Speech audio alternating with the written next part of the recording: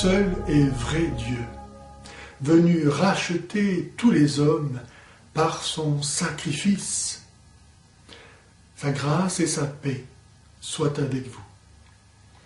Dans l'Antiquité, à Babylone et dans tout le Moyen-Orient, le Dieu principal est le Dieu de la lune, représenté par un taureau, symbole de force et de fécondité, et plus simplement parfois par ses seules puissantes cornes en forme de croissant de lune.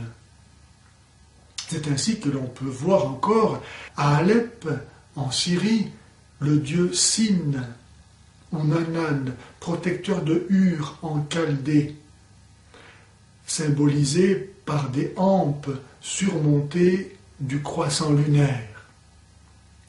Sous ces différents noms, le dieu de la lune en Mésopotamie fut très tôt adoré comme le père de tous les dieux, l'équivalent de Zeus pour les Grecs ou de Jupiter pour les Romains. Les Arabes païens adoraient eux aussi le dieu de la lune, appelé Ubaal, qui eut 3 filles, Allat, la déesse du soleil, Almanat, la déesse du destin et de la mort, et Al-Uza, l'étoile Vénus. Ces divinités priées par Mahomet dans ses fameux versets sataniques. La Bible, quant à elle, stigmatisait ce super Dieu représenté par un taureau comme étant le faux Dieu par excellence, appelé non pas Ubaal, mais Baal. Par souci de cohérence et de légitimité pour leur entreprise, les judéo-nazaréens ou juifs messianiques, ces faux frères, comme les appelait saint Paul, lorsqu'ils vinrent auprès des tribus arabes chercher du renfort pour reprendre Jérusalem, firent passer Ubaal du rang de plus puissant de leur Dieu, ce que conserve la célèbre formule Allah Akbar, Allah est le plus grand, au rang de seul Dieu, et donc identique au Dieu juif. Et de même que les Romains s'adressaient à Jupiter en disant « Ô Deus », « Ô Dieu », chaque tribu arabe s'adressait à son Dieu propre en disant « Al-Illah », le Dieu, ce qui par contraction a donné Allah pour désigner Ubaal, le plus grand des dieux, devenu le seul Dieu. Et c'est ainsi que Ubaal continue à couler des jours heureux, toujours représenté sur les drapeaux musulmans ou le toit des mosquées, souvent d'ailleurs en compagnie de sa fille, la planète Vénus, la déesse Al-Uza.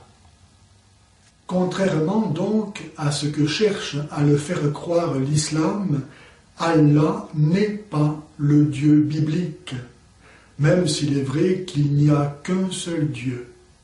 Mais il est le produit de la rencontre entre l'idolâtrie de Ubaal, le dieu de la lune et le plus grand des dieux du panthéon arabe, et l'affirmation de l'unicité divine, typique du judaïsme. En sorte que l'islam, à proprement parler, n'est lui-même rien d'autre qu'une idolâtrie du Dieu juif. Il est facile, en effet, de reconnaître d'autres sources païennes de l'islam, comme par exemple la vénération de la pierre noire à la Mecque, symbole féminin de la déesse Shaïba.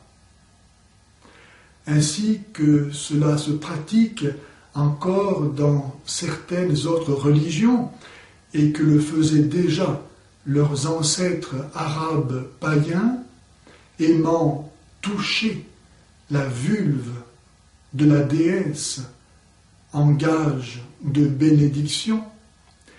Ainsi, aujourd'hui, les musulmans se font une joie de terminer leur pèlerinage en touchant et embrassant cet objet sacré.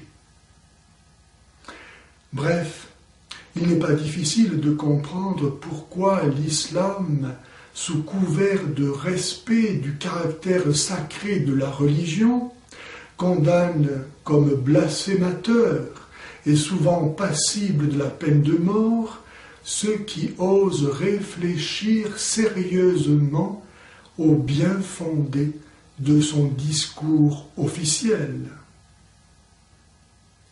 Je rappelle que le pape Calixte III, après la prise de Constantinople par les Turcs, a demandé que l'on prie l'Angélus matin, midi et soir.